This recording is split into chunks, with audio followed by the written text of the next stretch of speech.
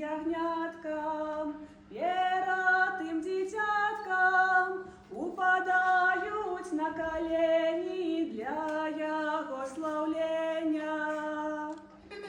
Мы, пастухи, смотряки, справжние дичуки, не боимся ни холоду, ни слоты, едим хлебовечек, не съели коты.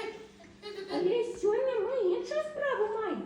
Тут ёсць мясцечка за ганіцу, не пакраем. Вось дойдем туды, ох, заспяваем. Вышли за погорки, вышли за дровы, полетуют наши спевы.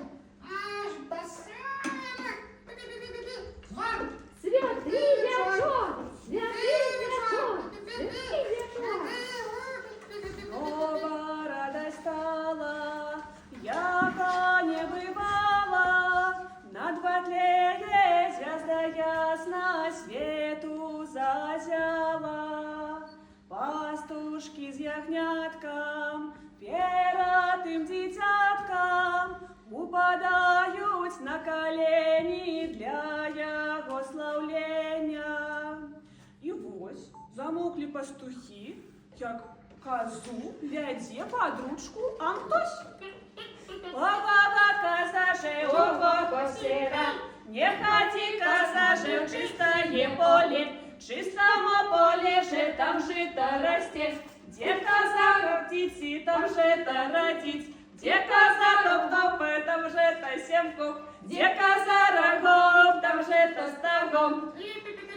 Ах, пані коза, вітаємо ласкаво. А для дітей така тут сьогодні проява. У нас була же дощ праця і козя. Коза як накаже роги, розбягуться тривоги. Станеться добрий гумор. На святий вечор.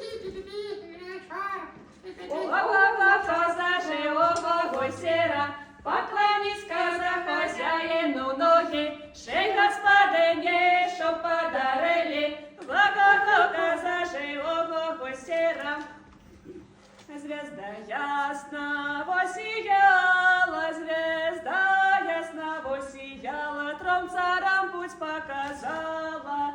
И пришли жатыя цары, и пришли жатыя цары, приносили Христу дары. А ми три мудреці з усходу.